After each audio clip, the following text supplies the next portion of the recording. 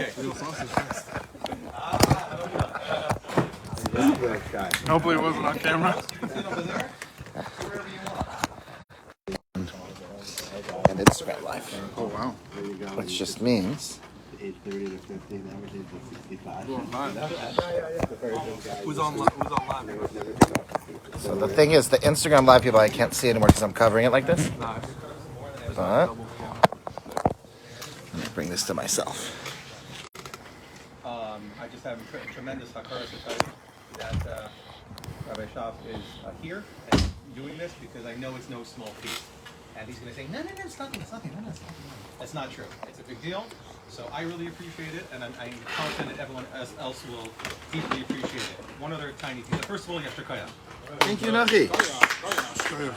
Then also, just a little sidebar. So obviously, Shavuos was unbelievable, like mamish, like indescribable. Shavuos is incredible, and I think just through the entire evening, all these incredible topics coming up, I think this sort of like loosely birthed out of it between Shavuos and maybe some schmoozing on Shabbos afterwards. So obviously, the rabbi is going to introduce a share. He's presenting, but I'll tell you like one of the reasons why I kind of like had this discussion. So you have like Minhag-Yisrael, which is things that are it's not a derabanan, it's not a deraisa, it's a minhag. And then you have maybe something that sounds a little bit unusual, right? So just to clarify, I proposed this topic, not God forbid, as any way to, we need more chairs.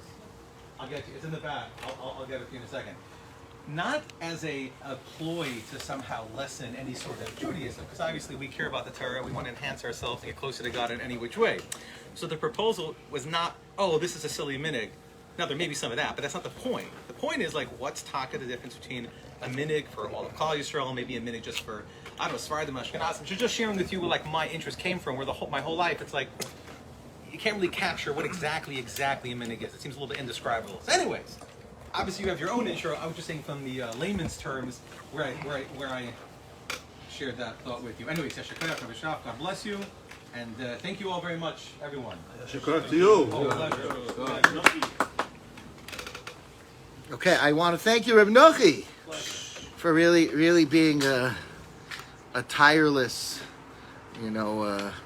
friend in trying to get this going for all of us. Just everything, every detail, you pushed and you made it happen.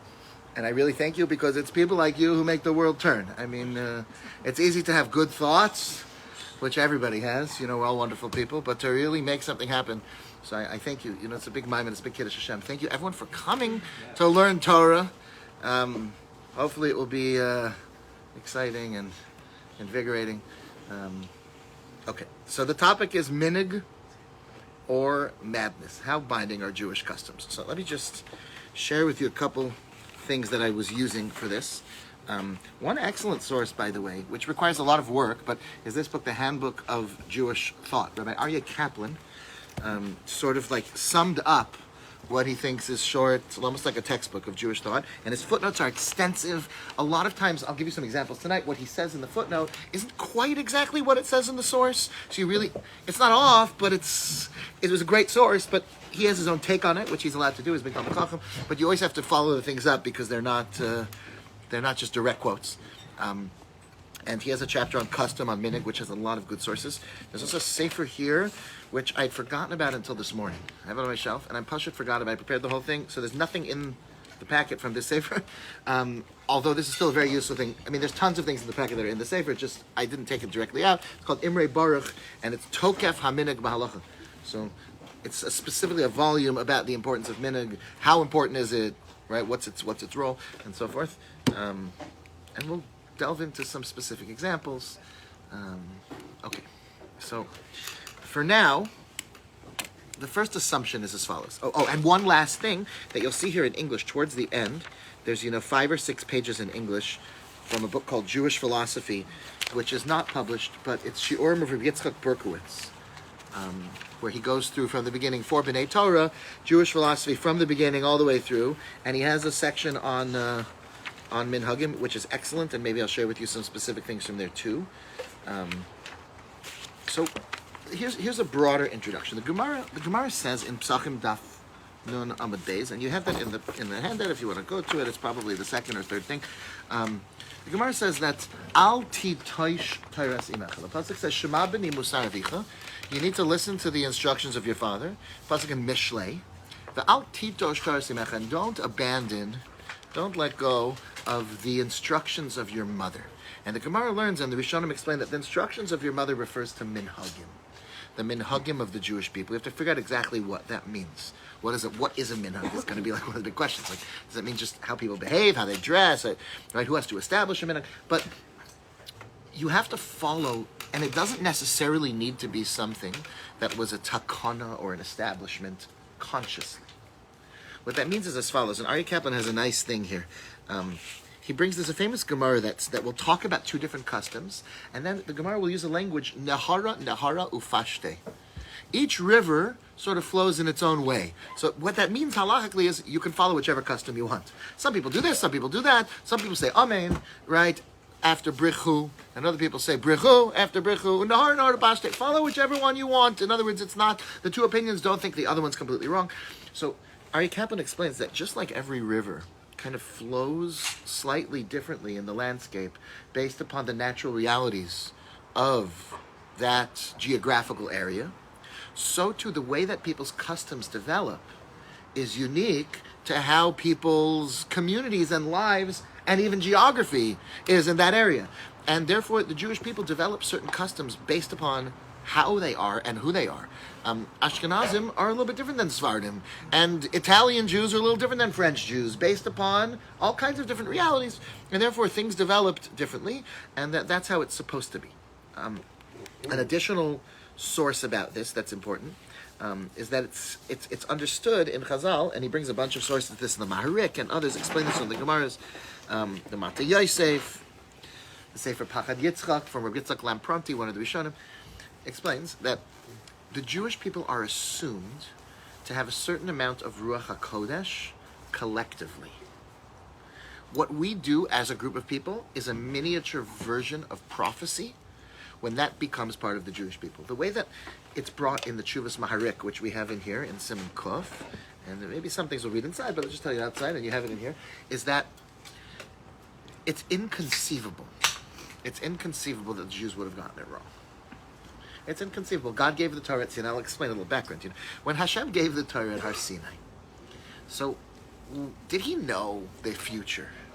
Because if he knew the future, which an infinite God does, that's the basic belief of Abrahamic monotheism. So if Hashem knew that it was going to come a day when people are going to have Beis Shammai and Beis Hillel, so what did he mean at Sinai? Did he get it right or did he get it wrong? Did he write a good Torah? If he wanted us to have only understanding of Hillel, then he should have written the Torah better.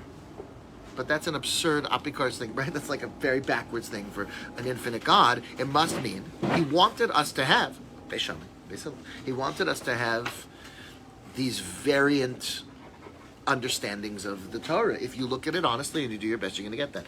And therefore, the way the Torah turned out over Jewish history, says the Marik, must have been with divine instruction and intervention. That's the basis, he says, of keeping minhagim. He says, additionally, when so many great people who knew Torah over generations, any public way of doing things that was accepted well by generation after generation after generation, so then he says it's just inconceivable that everybody missed something. I'll tell you a practical example of where that applies. Not so much about a minhag, but it's a good illustration. In the Talmud Bavli, reincarnation is never explicitly mentioned. There are Gemaras that will say things like Lavan is Bilam or something, and then you'll find Mefarshim who learn that it means through Sod HaGilgul, right, through reincarnation. But there's not one place in all of Talmud Bavli or Medrash where you have any explicit talk about Gilgulim, about reincarnation, or really any Kabbalistic topics. And until right about the year 1000-ish is when you start finding, like, there's this whole discipline called Kabbalah, which was apparently a secret all this time, and like that's hard for historians to fully grasp. There are obviously going to be people who say, you know what, this stuff was invented later. They're going to come and say this because they're going to wonder, like, why didn't you find that in? Okay, so that's a fair question. One thing that we have to understand is that if just in our times, in the last few hundred years, if every single person who knew all of Torah, who knew all of Talmud Bavli, who knew all of Tanakh, right? The Gra, the Balatani, great people who knew everything, took a look at the writings of Arizal and said, this stuff all fits in exactly. This is exactly right. All the experts. So that itself is such an important part of how we're expected to determine what's emes. And therefore, minhagim, if they're an established practice, understanding of the Torah, it goes along with our basic understanding of Torah Shema Peh and so forth. And so we had to start like this. If you look in Shulchan Aruch, it's pretty dark. Reish. It's really Reish Yud Daled. So this is the first and second page here, on the back of the first page. It brings from the Gemara, it brings the language, Dvarim HaMutarim. In other words, let's talk about minhagim the following way. Dvarim HaMutarim, v'hayodim bohem shehem mutarim nagu bohem isur. If there are things that you're allowed to do, they're permitted, and a person who knows they're permitted decided that he wasn't going to engage in them. Yeah, so that's just as an example. A person who holds Rav Moshe Feinstein is absolutely correct, and Cholav in America is all Cholav Yisrael, and you could drink any milk. Yeah, and he goes like Rav Moshe, the Chazon Ish, Pri Chadash, those shittas. But he decides, you know what? As an additional chumrah, I'm going to avoid. Yeah, I anyway prefer, Pesach Zman to Caramello, and so I'm fine, right? Let's say, right? Stretch it out, Pesach Zman. So the halacha is that that's considered a neder. That's considered a commitment, and you have to keep this. Now the Chidon, the Birkei Yosef, points out that Midah Oraisa, and this is the mainstream opinion, Midah Oraisa, a neder, a commitment to something, is only binding if you say it with your mouth. If you say, I commit, you make a neder. Otherwise, it's not considered a neder, midah oraisa, because you need piv v'liv oshavin, you need this. But it's midah rabbanon, that a firm commitment. There is an opinion of the Chasam Sofer, but he even contradicts himself in different places about this. There is a position that considers it more serious and says that since we all know what you mean, if you don't necessarily have to say something if your actions speak louder than words. And if you clearly accept upon yourself something as a commitment, then we don't necessarily need words, even midah oraisa. But the understanding really is that this is an issur d'Rabbanan by most of the poskim. Hilkach mi sherogil hisanos tiniel shelifnei Rosh Hashanah. Therefore, people that regular, let's say, fast before Rosh Hashanah or between Rosh Hashanah and Kippur and other such things, they have to continue doing this. Or else they need to do Hataras Nedarim. They need to get 3 people together and do proper Hataras Nedarim. The Hataras Nedarim done before Rosh Hashanah as a formality does not work for anything. In other words, if you know of a neder, it's a custom and it's good to do. But if you know of, it may even help for the announcement for the future. Welcome, Rabushi. But so that's important. But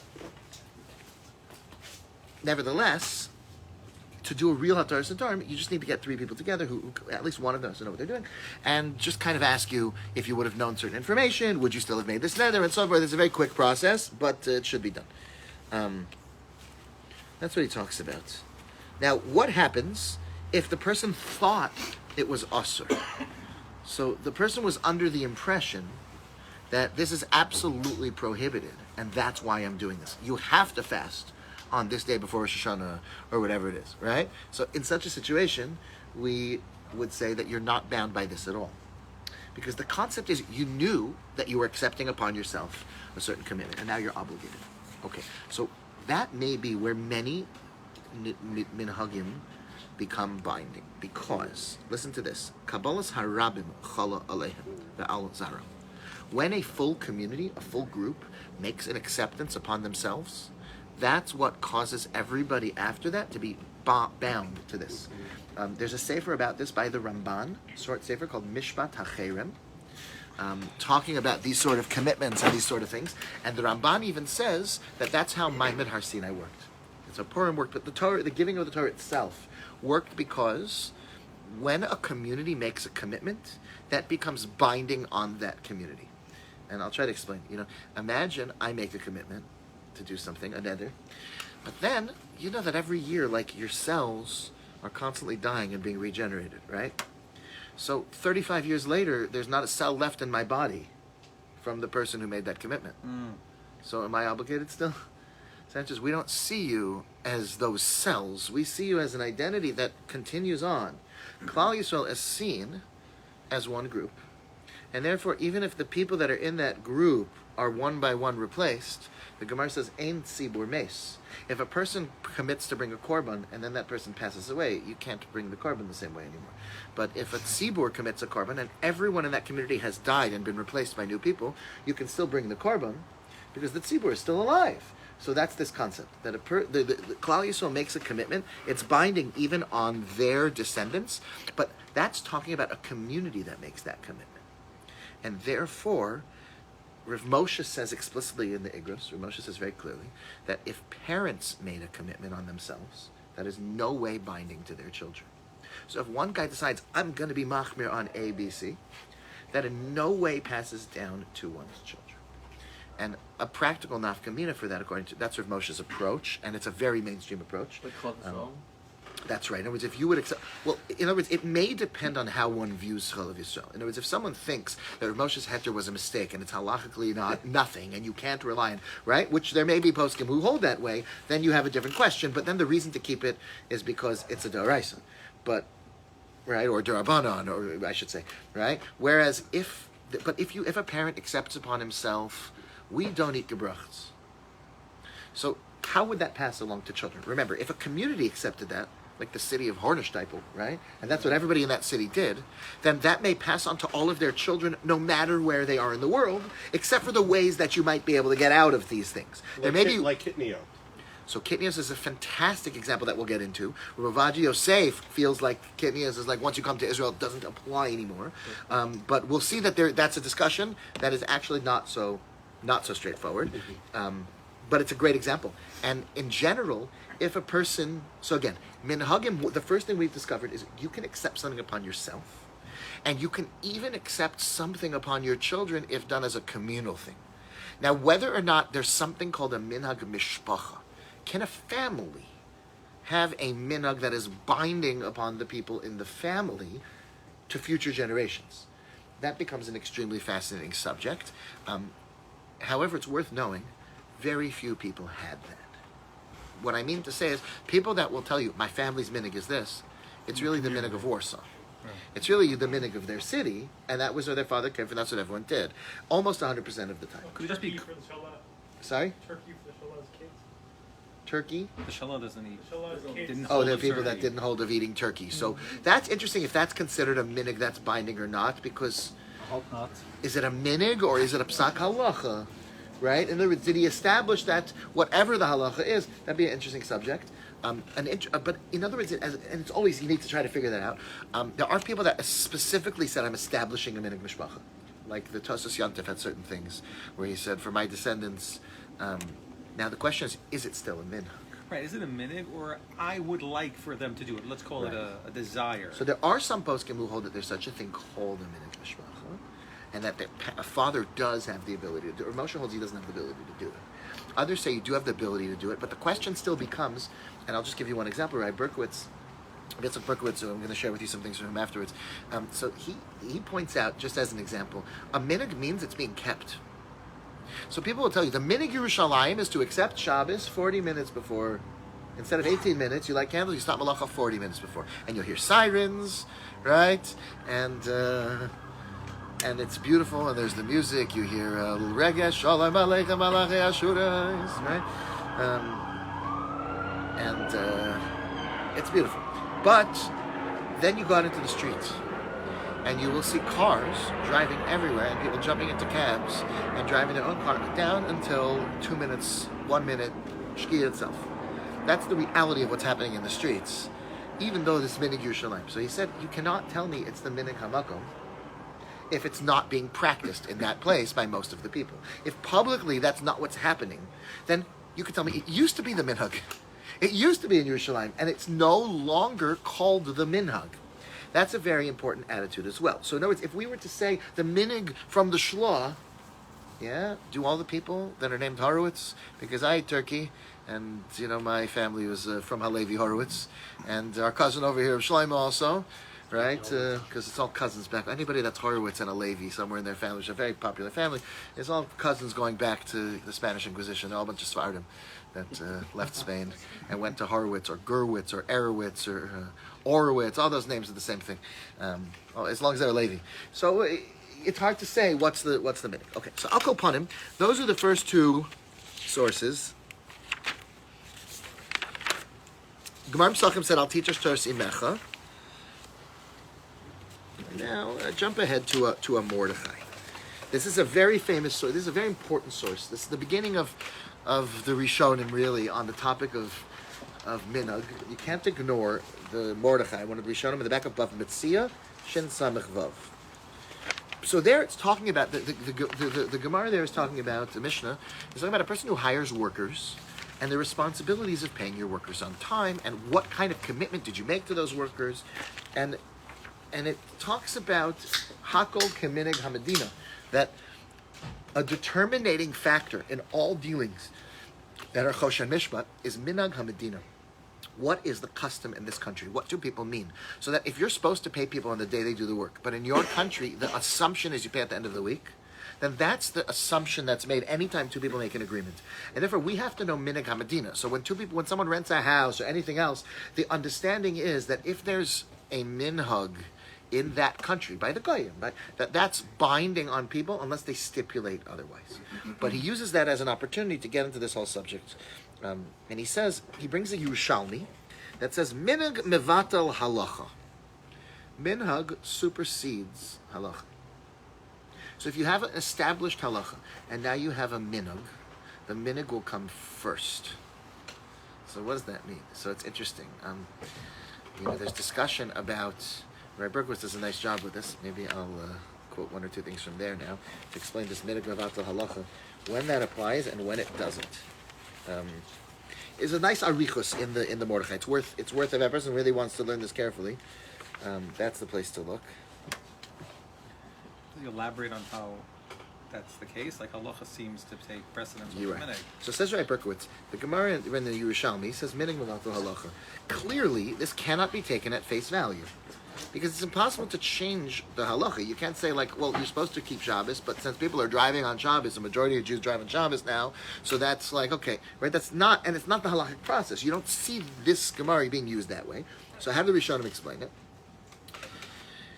He says, in the event of a brother dying, there's a mitzvah of chalitza. According to the Torah, it's preferable to do yibum and not chalitza. Should one choose to do chalitza, the wife has to spit in front of the husband's brother, untie his shoe, and say, Kacha yeyasa la'ish asher loy yivne beis achiv. This is a public declaration that he's refusing to do yibum. The reason why we don't do yibum nowadays is because we don't marry two wives. Okay, there's other things to that too. Even though it's a mitzvah to oraisa to do yibum, we instruct the man to refuse to do yibum, and we require him to do chalitza. The Torah describes the process and then says a woman must untie his na'al. The term na'al means a shoe, right? There's many different types of shoes. The Gemara says all shoes are kosher to use. Yeah, Converse, Nike. Don't they have a designated shoe for this? Air Jordans. So what's with that designated chalitza shoe you know about? And there's With a special the one for straps, lefties. right? There's straps. There's like special straps. It's a very interesting looking chalitza shoe. Yeah, you can Google it. You can see them. So- Shoe makes these women. The Gemara says all shoes are good, but we have a different type of shoe that we use because of minhag. This is what the Gemara means when it says minhag is docha halacha. We're only docha the other option of another shoe that the Torah specifies in the face of a type of shoe which the minhag dictates, because all options are anyway kosher. So the Torah mentions all options are kosher, and therefore we can say better to use this one than the other one. The halacha tells us to follow the course of action that's preferable. But if there's an equally halachically viable option that minhag instructs us to follow, we're obligated to follow custom. We will never follow a minhag to go against a halacha. We'll only follow a minhag to determine. Seeing as custom is only a subconscious prophecy. Remember, we said before, it's some sort of prophecy. The custom, the way the Jewish people developed, is seen as divinely inspired, and it's seen as nevuah almost, a miniature nevuah. So Berkowitz is a really important line here. Custom cannot be stronger than prophecy itself. prophecy itself cannot override that which it says in the Torah. Even if a Navi came and said, do this and not that, you would only listen b'sheva al tasa in very specific cases, only for a short amount of time, right? You wouldn't change anything in halacha permanently, even based on a prophecy. Therefore, the prophecy overrides, right? Custom can't override this. Custom can only choose between different options. Another example, he says, and Anochi had asked about this subject, you know that it seems clear today, based on people's understanding, that chocolate should probably be a ha'etz or hadama. Whatever. I'm not an expert in brachas, but it seems that that's really, if you'd understand how it's grown and what it is, it looked like a little sweet and a sugar, so people would make shahakal on it. So he says, why don't we switch? So he says, even though these products come from bushes and trees, which require hadama under normal circumstances, Klal Yisrael doesn't make a hadama. Since you can always be yotze b'di'evet with a shahakal, so the bracha shahakal is in accordance with halacha. Right. So a b'di'evet is enough. In other words, if something is b'di'evet, a minhag can tell you to do the b'di'evet way if that's the minhag. Why? Hashem wanted that. There's a reason. In other words, that minhag is powerful enough to tell us, right, so Shalom says Savik brachas, but if you have a person who paskins vadai, let's say a person would say, right, Berkowitz is saying, if they would come to him about this, he would say vadai hadama. So why doesn't he paskin that you should make hadama? Why does he make shahakol on his Pesach zmans? And the answer is because the minhag Yisrael is a determinating thing. This is what all Jews do. You're being weird. You're standing out. You're doing something unusual. Then he says something also very important. People have all sorts of Kabbalistic reasons to do things that go against halacha. This is nonsense because even prophecy of minhag is not able to go against halacha. So Kabbalah is a very mysterious discipline. And it's important for people to understand Sisrei Torah and different things and learn, Chassidus. But the minute that something in... Now, here's what you're going to have a very interesting subject about this. What happens with things like Zmanei Tefillah, right? Like, this is where you could see this getting to be a little bit of a gray area. The person says, our minhag is the daven shachris at 11 a.m. Right? I think in New Square, that's right. There's one minyan on Shabbos, and it's 11 a.m. So you say, but I understand the Shulchan Aruch says like this. So now you have to try to figure out, yeah, but that became our minhag as a full city of square, right? Which is fair to consider. It's an important consideration. So you could see how people could fall on either side of this argument and say, is this against halacha? Is it a b'di'evet? If you wake up late, you still daven. So how do you understand? In other words, that becomes an interesting conversation of, does that determine, and I'm not picking a side but I usually daven before. If I can, Okay. Unless I'm tired, then all bets are off. Another thing is, we don't need to know the reasoning behind a minhag. It's enough for us if a minhag evolved in front of great people as part of Klal Yisrael. Even if nowadays we don't know. One place that seems to really apply is Kitnius. Everybody gives a different reason, even back to the earlier sources, and we just don't have a clear... Okay, what else? There's one or two other things I would just tell you from him, if I can, but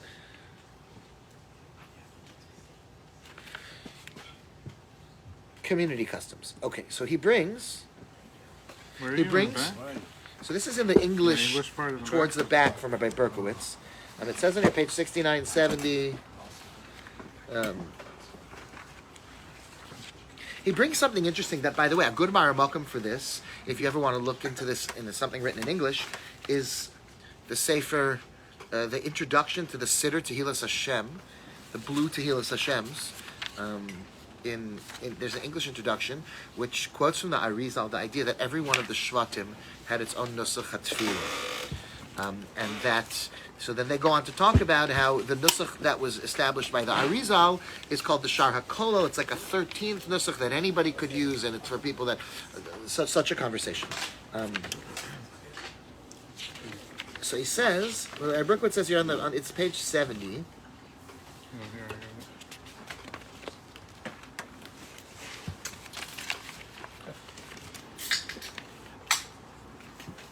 So he points out that the Torah is called he brings in the Sefer Torah to me, that the Torah is called the Shira Hazos because Shira is very much about harmony. And the only way harmony works is if people are singing to the same beat and they're singing the same general tune. It's a cacophony, otherwise it's terrible. If people are just singing 2 or 3 different songs.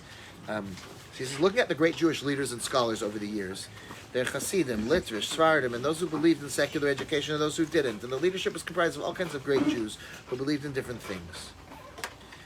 And he says, they may have respected one another, held each other in high esteem, but they did not agree with each other's mahalach. They disagreed vehemently over who was right. One cannot say that the Vilna Gaon missed it and should have been a chassid, and you can't say that the Baal Shem Tov missed it and was crazy. He says, so why doesn't somebody stand up and say they were both right? And the answer is no individual can claim that there's more than one absolute truth. There can only be one. If a person thinks that those who disagree, that they have found the absolute truth, they should be unable to understand how it could be that those who disagree are great. There's only one thing. So we're stuck. There can only be one thing that's true. So he says, if you make it to the moon in your space rocket, you get out and you see someone else there, and he arrived in a 3-wheeled Robin Reliant. I don't even know what that is. It's a one wheel in the front, two in the back, British car. That's You don't very cheap. So you don't understand how he got there. Polaris slingshot. But he did. So he said, this is how, right, the chassid views the misnagid and the misnagid views the chassid. He says, you have only one sherish neshama and one personality. You can only necessarily see it one way. If you choose the wrong one, he says, you could look like a clown, and others will see that it's not you. You find yourself going through the motions without being connected at all. A universalist is someone who doesn't have a burning need to find the truth. Yaakov Kamenetsky once got up at a convention and asked what Mashiach is going to look like. I mean, how are people? You ever wonder this? How's like if Mashiach comes in, look, what are these other people going to do? And he says the answer is that the Gemara says that Esther, everyone who looked at her thought that she was from their Medina. Everyone thought she was one of their country. From there, everybody. She was Nasaschein be'enei kol ra'el. Everyone says she's maybe umasi. Everybody said she's from my place. So what's going to happen when Mashiach comes is everyone's going to say, you see? You see? They're going to see in that person who represents all of Klal Yisrael just their own mahalach. So the idea is, they're getting to the moon. You can have a kasha about how is this Rebbe davening so late if this is the halacha and Ramosha said, but you see that he's there. He got there. He's getting there. It's working. For this community, it's working. And for that community, it's working. So the fact that you have a question or a stira, he says, and I thought this is a very nice thing, he says when some communities, people push each other and barge around into people, he says, like, it's important not to look down on that either. It's just a cultural difference that they've been accustomed to. From when they lived in Poland, everyone lived on top of each other. He has to focus on the real issues of Yiddishkeit. So he has a nice piece on Minhagim with all the halachas and saying which ones. He even has a list here. He has a list here of like laying out if the minhag is foolish, if the minhag is against halacha. Bring an example of a minhag that's against the law. Guidelines for minhag are as follows. It does not apply to something that does not appear to be meaningful to anyone. It must have some connection to Yiddishkeit. Wearing a yellow hat on Tuesdays cannot become a Jewish minhag. It's only if the custom is clearly connected to something meaningful. So it has to be the way that they say it. In other words, there's some sort of siag or geder or something. So in other words, if you would say, on Pesach, we're careful about what we eat, we're going to be even careful about X, Y, Z. So that could be a real minhag.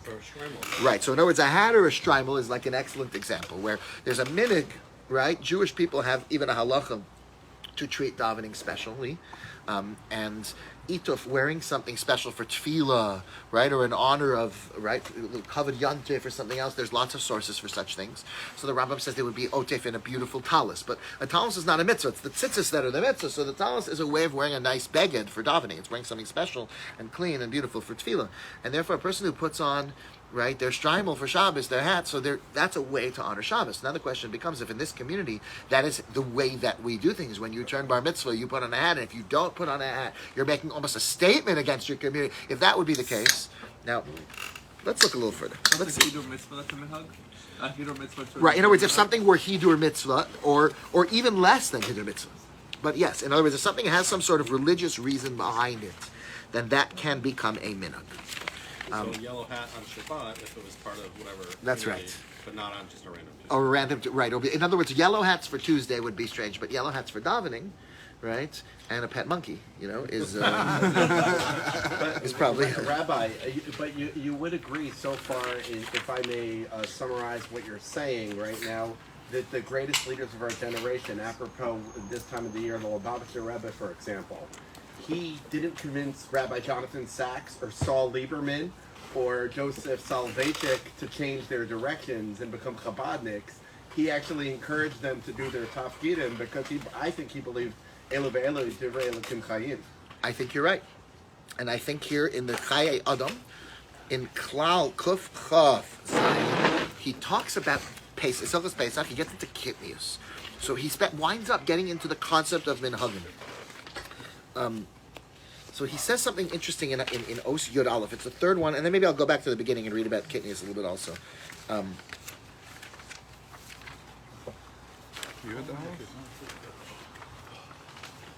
So that's it's page Yud Beis, page Shin Tzadi Zayin.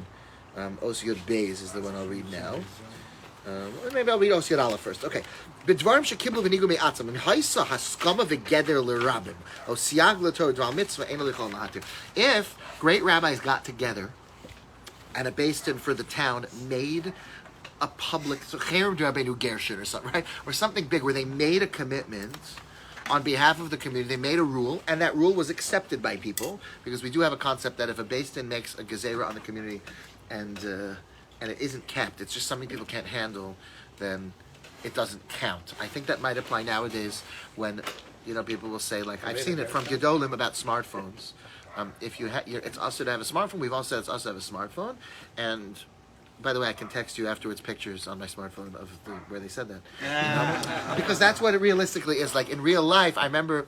So does nobody have smartphones? They'll say, like, I've seen from Chaim Kanievsky even that he would say that if a person wants to be Masadar Kedushin or an aid at a wedding, if they have a smartphone, they're not kosher for Eidos, and you're not married. Now, like, that was something that it seems like it's an example, even with Ezra. Ezra made a certain takanas, and when the Gemara says, like, they just weren't, the tzibur couldn't handle it, so it doesn't take hold. That's part of it, is that the community has to do it. Like, I heard Reuven Leichter say that there's a whole world in Eretz Yisrael where people really have only, they don't have a smartphone, but that's in that pocket. So they have two smartphones. They have two phones, and he said, like, it's a very common thing, and everybody knows this. He says, how did he know it for sure?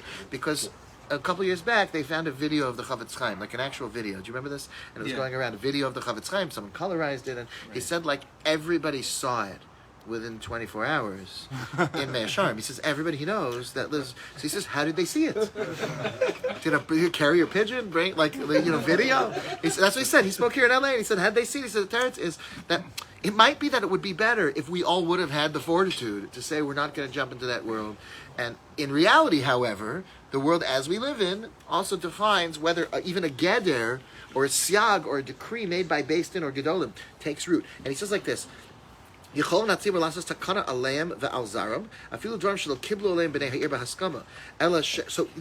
a community has the ability to, under their rabbis, make a takana, and that can't necessarily, there's no way to be matir that. Something that was accepted by the community, by the rabbanim, but then, even without anything official, no takana, people have the ability to,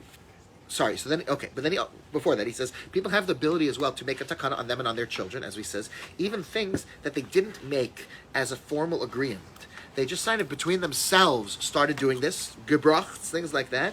Even the children might be obligated to do this.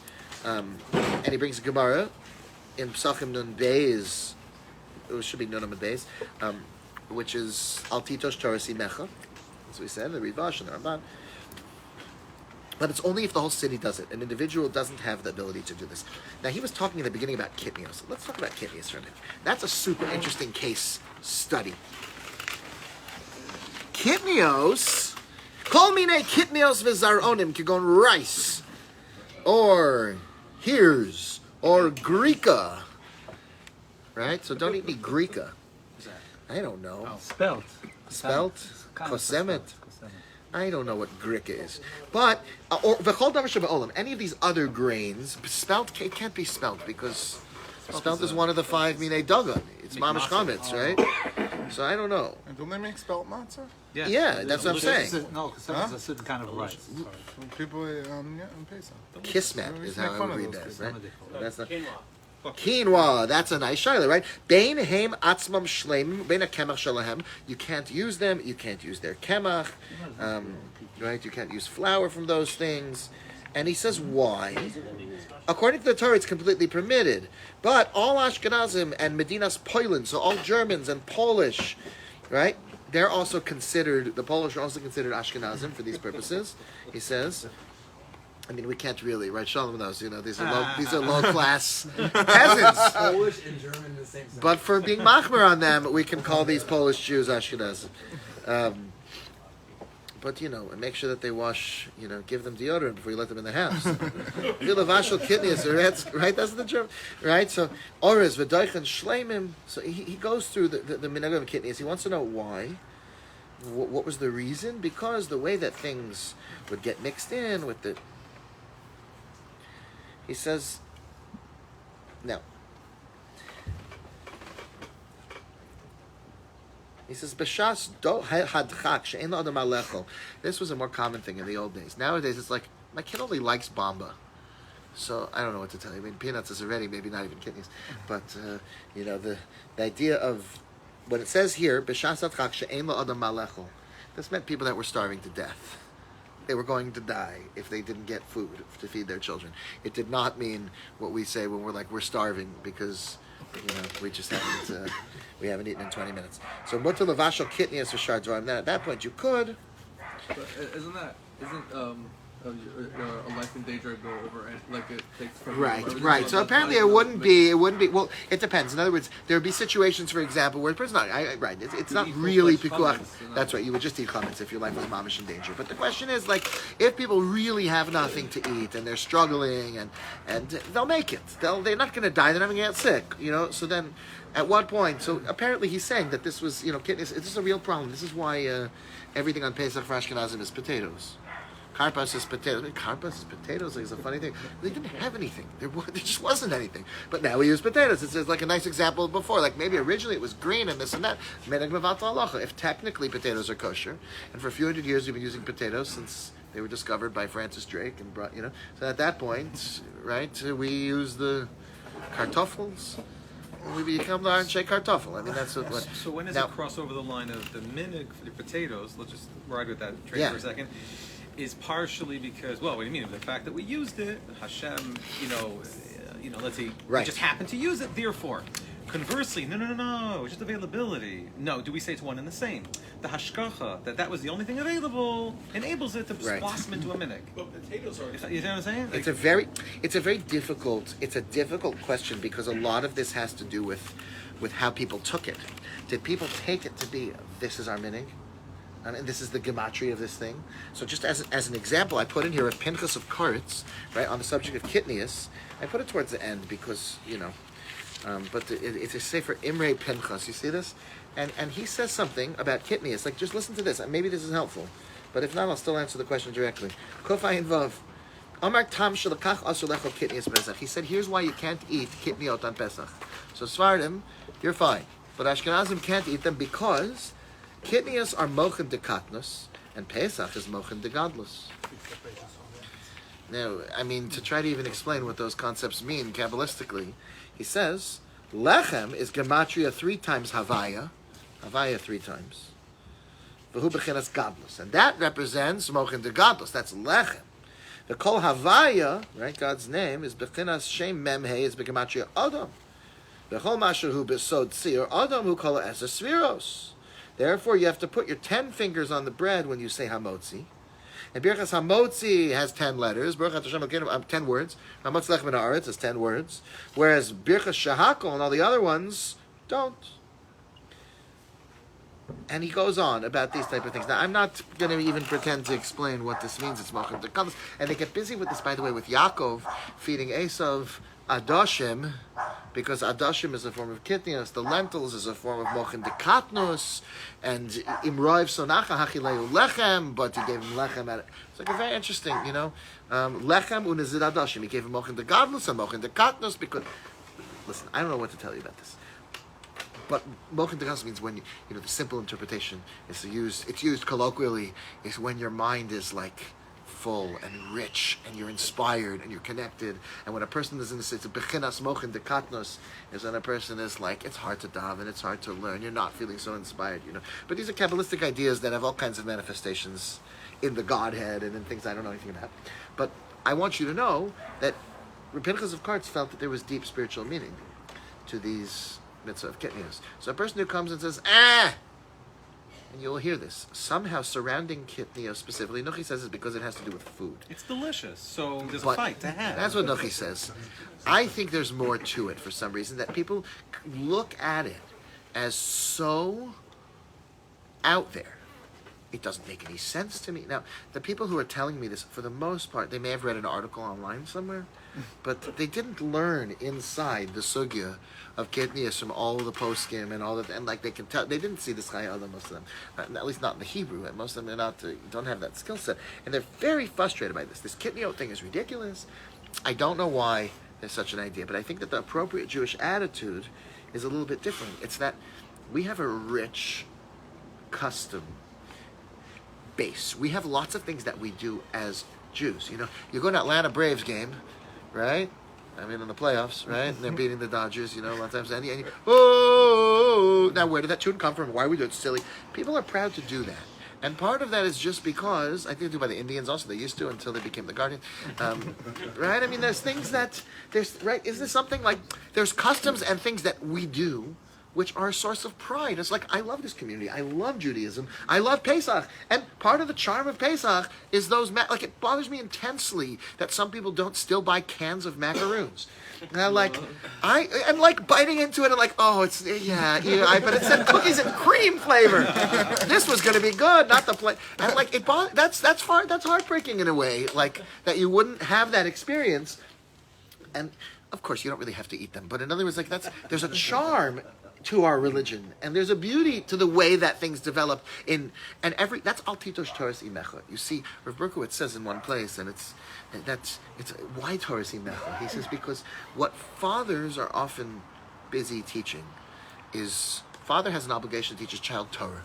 Here's an aleph, here's a beis, here's how you read, here's the halachas. But what a mother does is generally much less formal and much more in terms of defining the character of the home and defining the character of the people. Is it a cheerful place? What does it feel like? What does it look like? When you think back into your childhood of like, what is Pesach? It likely has much more to do with what a mother brings to the table. No Lubavitcher agrees with that. Yeah. No Lubavitcher. Okay, Benny Ford disagrees. So, but in other words, Benny speaks for all Lubavitchers, right? I got the memo. I thought I got the memo. So, but in other words, like and general in a home. So Torahs imecha is Knesset Yisrael. It's that the Jewish people have halacha that comes from one side, which defines who we are. But we have an equally important aspect of what defines Judaism, and that is practically what does it feel like and mean to be Jewish, and we're not necessarily supposed to let go of those tunes and those experiences and those feelings. And as things change and develop, Judaism will feel a little bit different in this city than in that city, and in this place than that place. So it's interesting here. Rabbi Ovadia then says about kitniyos, though. Rabbi Ovadia Yosef says that when people move to the land of Israel, so the majority of Jews in Israel keep the minhagim of Maran, which is the author of Shulchan Aruch, the Beit Yosef. And at some point in history, the Sephardic community in Israel, which was the majority, accepted that, and therefore, he says a person who moves to Israel, there's a halacha. Holech mimakom l'makom. A person who lives in one place. A person lives in Yemen, and he's keeping all the minhagim of Yemen. And then the Taliban shows up and says, you got a week to get out. I'm taking your goats and you have a week to leave, right? And I met a guy that happened to. I met a guy in Israel who came to one of my shurim, and the person who was with him was explaining from, because the guy didn't really speak much Hebrew, that like he met him at the absorption center, and that this guy and his family, his whole extended family, had just arrived in Israel because like 2 weeks before that, they had been just standing out there with their sheep, their animals, whatever, and the Taliban came and let them know that, okay, your time is up here. So they've been keeping, Torah as Yemenites. Now you move to Hungary, where there's one minhag in your little town, in Budapest or whatever, right, in Romania, and you come to this place, so you change your minhagim. Your minhagim change, and you switch. So Ovadia says a Jew who moves to Israel has moved to a place that has one minhag. So that's very debatable, because in reality, when you walk through the streets in Yerushalayim, it's not one minhag. there's tons of Ashkenazim, there's tons of Chassidus, tons of people who don't go with the Sephardic psak. And even if Rebbe Ovadia is of the opinion, which he may have been, that all these people are doing the wrong thing, and they should all start keeping everything like a Sephardi, it's still not the minhag.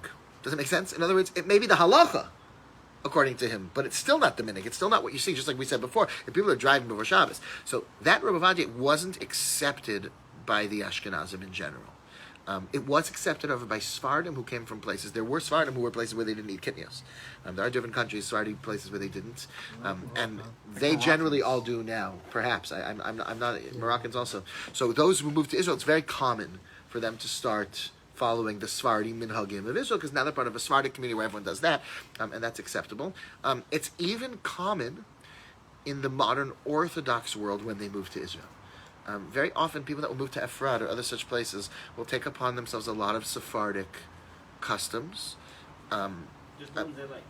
So some people, it's just the ones they like. So they should get a stand on this. That's what they're being Samech on. I don't know. You see, it's an interesting thing. I have to point out that Soloveitchik was a tremendous Adam Gadol. But what you have that's interesting to realize, and I hope I don't get in trouble for saying this, but in, let's say, the Haredi world, you will have a set of Gedolim that there's 100. So Reb Shmuel Rozovsky, as an example, is when you're learning Gemara Be'iyun, right? In Oral Khan and Chabad or in the Yeshiva Shiplet, right? And Reb Shmuel's Shiurim on the Masechta are a gold standard. He was in the big Rosh Yeshivas, right, in Panovich. But like this is what people are busy with. Now, I don't know of one psak halacha from Reb Shmuel, right? Rav Dessler was a Gadol B'Yisrael, and what he wrote about was Michtav Melio. He wrote about Machshava and I don't know psak halacha from Rav Dessler. I don't know Gemara. They published some Gemara writings from Rav Dessler. It's not the kind of thing that's really used in yeshiva. It's little thoughts here and there. In other words, you'll have many Gedolim. Oftentimes I think sometimes in the American modern Orthodox world, Rav Soloveitchik stood out. I don't know that there was anybody else who was in that exact space that he was, and so he had to become everything. So, in other words, the biggest Rosh Hashiva and the biggest philosopher and they looked to him to be nobody can be everything generally. So some people will say he absolutely was, and he was very, very exceptional. But in other words, as a general thing, I don't think he weighed in so much on the Piskei Halacha about things. He tried to avoid answering questions even about things like Yom HaTzmaut and other things. Like he would cover his head with his talus so you couldn't see if he was making the bracha or not. It's like a known thing. And I once had a conversation with Rav Muskin Shlita here in LA about Rav Soloveitchik's opinions on and I told him, in the book by Holzer, by David Holzer, he is transcriptions of conversations that he recorded with Rav Soloveitchik. He says the following about Halal and Yom HaTzmaut, and he says, no, it's not true. I said, no. He has the transcriptions, and he typed them up. He's like, no, it's not true. And then I spoke to another Talmud, and he has a third thing that's completely, my message is not correct. It's this way. And that's an important thing to understand. Like, it's hard to make one person into everything for all things. And therefore, what did he say about Efrat? And it's not moving and taking minhagim. It's hard to say. He may have said 4 things to 4 different people, depending on their situations and their lives. And he was certainly an exceptional, out-of-the-box, unique, once-in-a-generation type of gadol, without any question. But to say that someone was everything, I mean, even like big tzaddik, I mean, even like, we see like Lubavitcher Rebbe, like, is there something he didn't know? And like, he wasn't a paisik. He would send people to Rav Moshe, and we don't have like a set of, so we know minhagim and different things, but that's a very important, it's a very important idea as well, in general, in this concept of like Klal Yisrael having different flavors and colors, that even among Gedolei Yisrael, you have people that excelled in certain areas, and of course they're an Adam Shalem. It's not that they didn't know halach or something, but okay, so that's maybe a little bit tangential. I hope it doesn't offend anyone out there in the world. My Rav, Rabbi Brisman, who was here this year, has various svarim. It's in Shalmei Chagiga. But he was a huge gadol and dealt almost entirely with aguna and gittin as a topic. He would literally deal with thousands of aguna cases, just as a posek. Just that. You're saying that was his niche. Topic. I'm glad that there was someone else to do it, because people were banging down my doors and I saying that. But there is another approach, by the way, because according to some, he brings us here in the Sefer Imrei Baruch on page Pei Zayin. He brings an article in the Tchumen Journal by Rav Wasserman Shlita, who wants to talk about kitnius for an Ashkenazi as a minhag ha'eda, Minhag ha'edah. Now that's interesting. What's a minhag ha'edah? In other words, there's the Edot HaMizrach. You ever see that? Right? It doesn't mean the testimony of the Edot, right? It's not Edut, right? The communities, the Edos of the East is what we call the Sephardic, right? That white little sitter. Or the nice new art school. But that's Eidos. So an Ashkenazi person, you may be bound, and he brings sources for this, you may be bound by the minhag of your Eidah as well. So in other words, minhag hamakom works like this. If I live here and I want to move to another place, so then once I move from Yemen to Hungary, I start keeping those minhagim. That's now my minhag. And decided halachos, or things like whether you keep Yom Tov Sheni Shel Golios, it's part of minhag. So you live in Israel, you keep the minhag there. You move out of Israel, you keep the minhag there. What happens if there's a minhag of the Eidah? There's a minhag of your specific group. So that becomes very interesting. And he goes back and forth. Clearly, Rav Ovadia Yosef holds there's no such thing, and once you move to a new place. But others say that wasn't dependent on the makom. That was dependent on the Eidah. Another place you find this is a very interesting Ran. The Ran talks about a guy who moves. Listen to this. Don't get your hopes too high. Because the Ran's talking about marrying a second wife if you lived in a place where you're not. So a person lives in France, and he's subject to Cherem Domino Gershon. And then, his wife gets on his nerves about something, whatever. He doesn't want to divorce her, he likes the kids, or whatever. Doesn't want all the hassle, he can't afford it. But he can afford to move to Yemen. Right? And gets everybody on a thing, and he starts looking around for a new wife. I mean, in Yemen, you could take more than one wife. They didn't have Cherem Domino Gershon. So the Ran basically says that Rabbeinu Gershon didn't make a minhag hamakom. He made a cherem on all these people that wherever you go in the world, you can't take a second wife. And it doesn't make a difference where you go. This wasn't about minhag. This was a cherem on the people. So if the minhag ha'eda was all these people, wherever you go, should continue doing this, then even if you move to Israel, you would still have kitnios. Whereas your average minhag is something for whoever's here. And it was understood. If you leave, you leave. And if you come, you come. So here's another application to this. In the Igros Moshe, which we brought here, Moshe was asked about a woman keeping her husband's name. It's very, very, very close to the end. Rav Moshe talks about a woman taking on her husband's customs. What do you do? So Rav Moshe said like this. He said, there's like 3 or 4 English pages, and right before that is a tshuva from Rav Moshe, and in the second column it says V'od ha b'sif gimel sham isa holach imakom l'makom v'sefer Torah imo.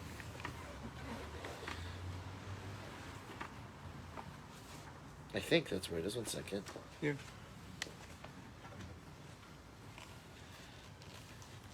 Well, that's where it says that, but is that the paragraph with?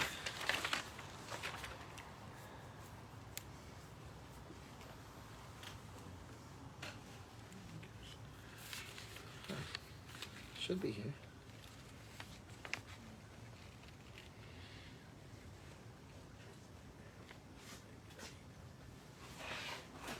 It's the next page of the previous. Rav Moshe says, it could be I pulled out the wrong page of Igros Moshe here, but in Chelek Aleph of Or Chaim, Rav Moshe says, they bring it in here, they bring it in other places. Rav Moshe says that a woman keeping her husband's minhagim is because of holech imakom l'makom. So why does a woman have to keep her husband's minhagim? So there's a Tashbats, one of the Rishonim, who says 2 people sitting at the same table, it's completely unreasonable for them to have 2 different customs in a family. It's just crazy. The appropriate thing, which by the way I think generally for most people should apply not just to minhagim, but even in other words, one person can be makban on chavis, so one person is not. Like, I don't know that that's such a healthy experience. It's confusing maybe for children and for people. Like, pick a lane here. So even if it's to be more machmir, to be more makel, but at least people should be on the same page. So a woman marries a husband, and the Tashbit says obviously it should go by the husband. It's not even a thought that it should go any other way. Rav Moshe says it's holach imakom l'makom. He brings a proof from the Gemara that the Gemara says a woman who marries a man no longer has the same level of obligation in kibbud av v'em. And here's why. If you have $1,000, but you owe that $1,000 to someone else, and your parents also need help, you first have to pay your debts. You can go try to earn money to help your parents, but you're not allowed to just rob a bank in order to buy like a hospital in the Bahamas because your mother's sick, right? Like that's not how it works, right? When she was ill, I understand you care about your parents. So obligation to parents comes second to other obligations that are primary. And the halacha says that when a woman marries a husband, she's mishubedes l'bayla. The definition of marriage, Rav Moshe says, is to be home, is to be part of the family. If a woman gets married and then she's never home, so then that's not what you agreed to when you got married. And now a husband should be a mensch and encourage his wife to do whatever she needs to do to help her parents if she wants them. But technically, if he says, no, I feel like our children are not having a mother and I'm not having a wife, and he's right, we made an agreement here. When we got married, it was a commitment. I have to do my part and you have to do your part, and part of her part is being part of the family. And therefore, you've moved into, says Ramesh, you've moved into someone's house. You're a holech mimakom l'makom ein lecha, says Ramesh. Basically, there is no better example in the world. Nowadays, we don't really have holech mimakom l'makom because, except for maybe a place like Yemen or one or two other places in the world, every city wound up with a mixture of lots of different minhagim. Right? Europe was destroyed. The Sephardi, everyone just wound up in Israel, in America, and opening their own shuls, and you'll have 20 different minhagim in a place, and there isn't really such a thing as a minhag hamakom anymore. Everything that so minhag ha'eda would be something like kitnius, or here and there you'll have things that like all Ashkenazim have this minhag, and that may really be binding according to two different approaches. Some say Rav Anya clearly doesn't agree with that concept at all, but others may hold that way. Right? You see the Tchumen journal as cited. But it fell apart. Are we not obligated to put it back together? You're saying never. Correct. It's not a minhag. In other words, it's not a minhag. It's not a minhag. Like it's no longer what Jews do. About the makam, meaning the makam never fell apart because of the war, etc. Right. Are we now obligated to put it back together? Correct. Why Correct. In other words, right now in Los Angeles, there isn't a minhag hamakom, and we're not obligated to all get together and say, "Hey, everybody." First of all, lots of luck. Right, but also it wouldn't be the right thing because, like Rav Berkowitz was saying before, like you have different people with different short neshamas. I don't think it would be the best thing if every single person in LA would become a Panavisher or a Satmar. What was the value of it 500 years ago that there was a minhag hamakom? So it's interesting. It's in a town where you had that sort of. There's 800 people in this town. There's 2,000 people in this town, and it's one group. But and here even there are some who want to say that within shuls nowadays and within certain communities you can have that. You can see, for example, the incredible value of what they have in like a New Square. Like they did go and rebuild it, and they have their minhag. But if I'm living 3 blocks away, there's 20 other street blocks, and They also had one. So yes, if you moved into Square and you bought a house in Square, it's very possible that would work like moving to Yemen. It could really be. But like if you'd go to Crown Heights already, it's not that way, right? There's you go to places that are rich and filled with it, and the halacha just doesn't obligate you to adapt and change your minhagim l'chomer l'kula based upon such a thing. So that's what Moshe says. Now, interestingly, there's a little sefer here. So I put the whole thing about minhagim, but this has been published in Hebrew subsequently. But there was an edition of Yad Dodi.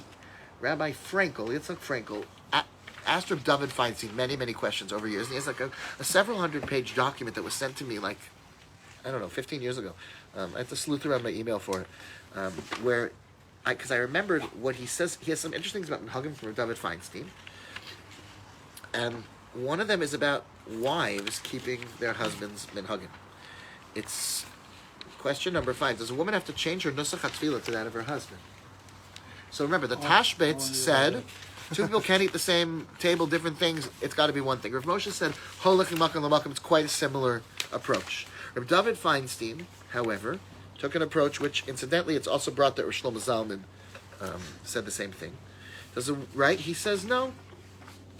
Does a woman from a German background who waited 3 hours between meat and milk have to change to 6 hours, or that's the minhag of her husband? No.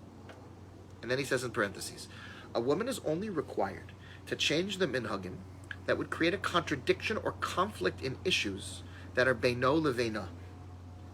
In other words, perhaps eating at the same table, right?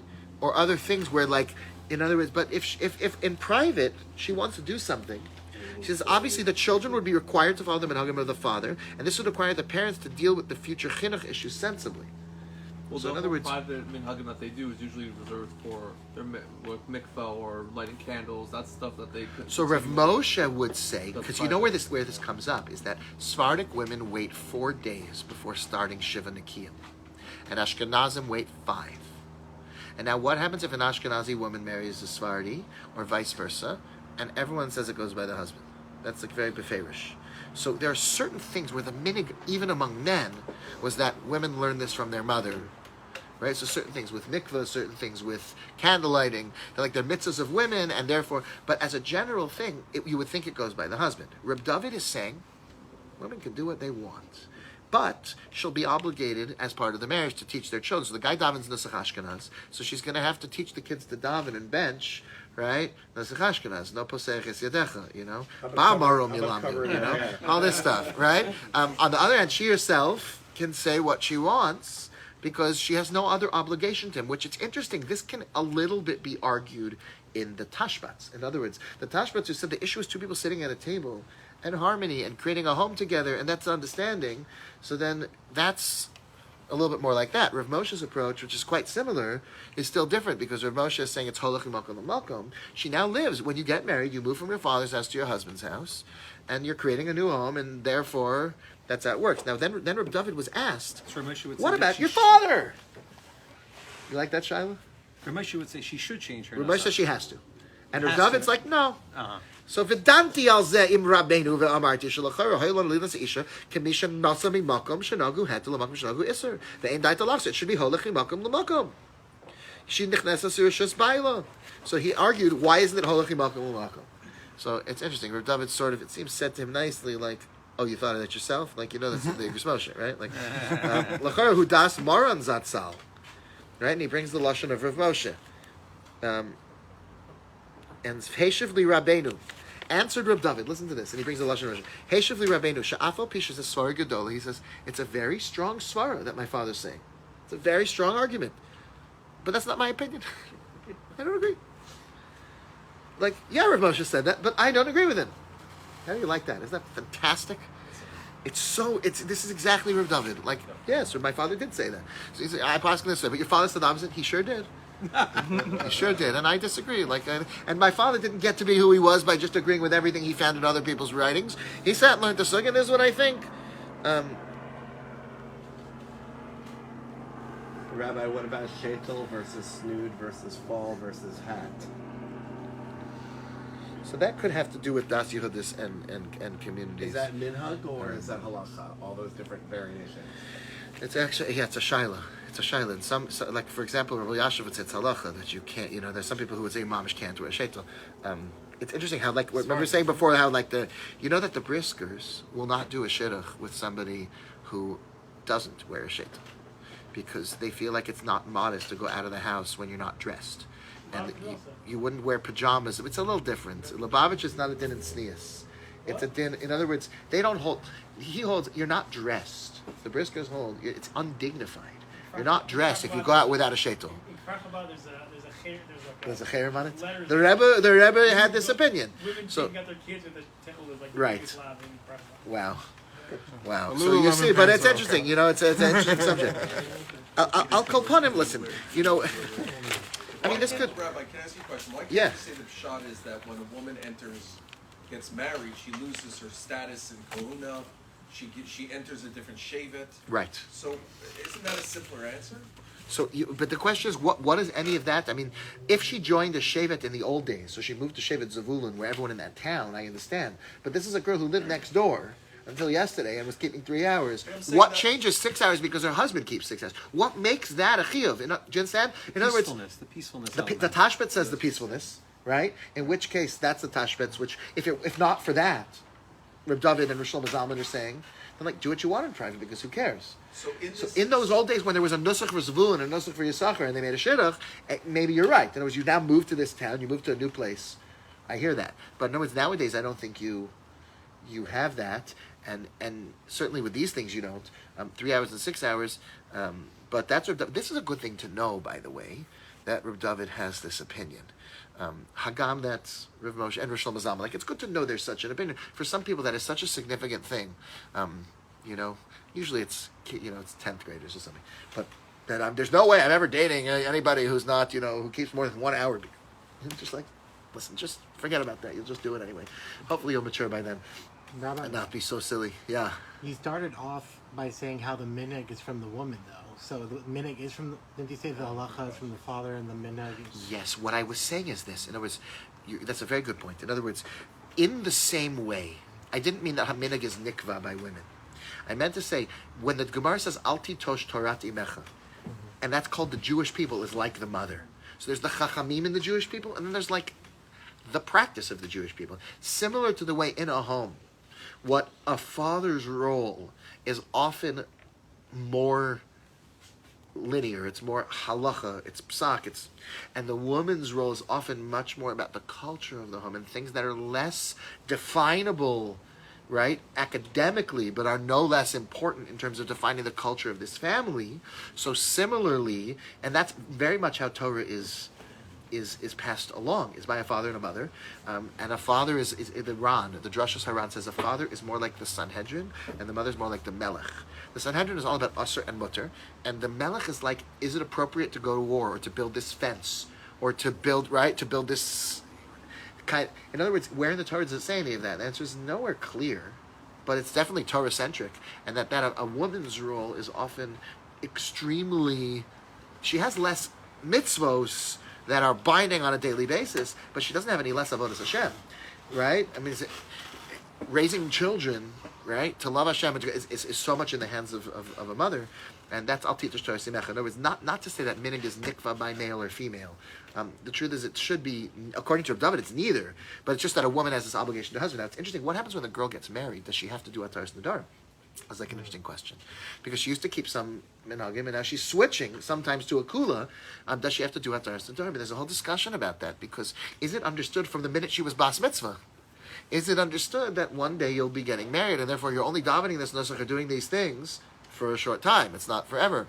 According to Rav Moshe, she wouldn't, because holach mimakam l'makam doesn't require that. When you move to a new place, the halacha is you do that, and if that's what it is. But if it's sort of more like the tashbitz, that like we need to have two people getting along, there are some people who are machmir to say that you need a taras nadar. It's not the norm, but there are some people who are machmir to do that. I'll just. But by the way, that would only be for minhag, but not for actual halachic disputes. Would a woman have to do a taras nadar for halachic dispute? The Beis Yosef disagrees with the Rambam on many things. So right, so that's in general, when something is halachic, if a person accepts upon themselves a certain halacha, it can be hard to be machriya against it. So Rav Moshe, some things in general in the rules of HaTorah, when you accept it upon yourself something that's clearly mutter, and you accept it upon yourself as an issur, that's what the Shulchan Aruch is talking about. But if a person accepted upon himself something because that's halacha to him, and that was the Rambam or something, and now, like there was a story with Rav Moshe, I saw when I was praying for this, that somebody accepted upon himself to follow the Rambam's chumras and eruv. So he wouldn't carry in places where there wasn't the full tzuras at Pesach, certain things like that were really, and now he wants to change back. He realizes like that was too much. And Rav Moshe says like there's nobody alive who can be mechriya against the Rambam. So once you accepted sort of that upon yourself as halacha, and that was like, what are you going to do exactly? It's different than when there was something, I understand it's mutter. The person would come and say, I say it's mutter. So that was like, that's a little bit more of a complicated question in the shilas of Hatara. So what if this Ashkenazi fella decides to say, I would like to be Sephardic from now on, or whatever process he wants to go through? So if a person was moving from one place to another, then for most things he could become Sephardic. And the only question would be, minhag ha'eda. So if there is something like Herod ben Gershon he might be stuck with, right, that was made on all these people and their descendants, let's say Kitnius, what we were talking about earlier. So Kitnius would be dependent on whether you understand there to be a concept of Kitnius on the Eidah, or Kitnius was just something for these specific locations. He lives in Yerushalayim. And you understand what I just said? In other words, Yerushalayim. What is it? No location. Philosophical, though. You have to. What caused you and me to have to eat? Not eat Kitnius? Was it because we're Litvish, or even is it because we're Litvish, or because we came from certain places? And the nafka mina would be, once you move, can you do hatar? Can you get out of it, or can you move to a new place? Basically, anything that you can, when holechi makom l'makom, could do, it seems that you could do hatara for. Which today there's nothing. Which today, right, it basically doesn't exist unless you marry in, or you maybe would be able to do hatara for such things, whereas for a minhag ha'eda, it may be impossible to do hatara. Like That's what I'm saying. So there's no makom, so that's out, right? the holachi makom l'makom would exist in marriage. It would exist in Yemen, or one or two places probably left in the New Square, maybe. But basically doesn't exist. But the point is that anything that could change in such a move should theoretically be changeable by hatara. And therefore, in Ashkenazi, should theoretically be able to become Sephardic in most things, or vice versa. So on the Kitnius thing, just because it's Yeah. a big piece. So It's machlokas. if he becomes Ravadia says it's tali and halachim makom l'makom, in which case it would seem would be susceptible to hatara, and according to everybody else, another opinion, I don't know everybody else, but according to another You say he was presentation he that we was saw a from Das Truman, Yachid who on was that bringing. one, right? They might both be das yachid. I don't know. There's a lot of weighing in on whether this specific minhag is. Okay. Yeah. Rabbi, two very quick questions. The first is, and forgive me for being an ignoramus for asking this. We believe Torah Shabbal Peh is from Sinai too, just not written down in the same way as Torah Shabbat. And in that regard, we'll give one example. The debate between Hillel and Shammai regarding Hadlakas Neros Hanukkah, the different orders, okay? If Beit Shammai still had a yeshiva today, would they still be going according to the minhag of Shan, or the traditions of Shammai, or would the halacha of the Rov going by Hillel override them? That's the first question I have. I don't know. Yeah. So the reason then that we all take Hillel's viewpoint is because this opinion somehow eventually disappeared. But if the yeshiva was there today, would you be allowed? Because there are so many issues of kashrus. I can point out in the Gemara in different places where different Tanam have radically different opinions, but we follow the Chachamim. Yeah. Where halacha l'maisa, that Tana who had that different opinion, following something else than the Chachamim? You hear my question? Yeah. I think it needs a little more explanation. I need to think about it more. I like the kasha, but I don't have a great answer for you. The Like, second exactly. thing is, I yeah. wanted to thank you for mentioning the whole issue of Gilgulim, because clearly in the Gaonic period, Rav Sadia Gaon probably, according to most historians, had no idea. No, he writes about anti-Gilgul. Right, because it was not a concept that he probably embraced. We could do it. We could one time do a share on that because I have thoughts on that, Rav Sadia But Gaon. the question I have for you is about one minhag that always makes the papers here as controversial, and that's the whole Schlitzel Challah thing. Is that a minhag or is that a segula? So so Shavuos night we dedicated an hour to in that. Israel, right? So You're in I don't want to reinvent the wheel in this moment. So Shavuos do about it afterwards. But I just want to, I realize that we went already a little more than an hour and 10 minutes. So I want to, free people because we're. So I just want to finish with one simple conclusion. That's like this. That we have the Marik that we quoted. That there's understood to be a certain amount of divine providence and connection in the way Judaism developed. Additionally, Jewish pride is a very, very important concept. The Chassid Yavitz, Rabbi Yosef Yavitz, who was thrown out of Spain in 1492, wrote a sefer called Or Hashem, and it was about his experiences being thrown out of Spain. And in the 5th parak, he says something very famous, where he says that the big philosophers, who are always fighting, about all that they consider themselves to be very sophisticated in Judaism, they all converted to Christianity. And he says that's not the case with the simple people who sort of just followed the path. And Rav Baruch Simon even brings that in his Hakdama to the Imrei Baruch on Minhagim, that it's worth it for us to consider this. Judaism developed in a beautiful way.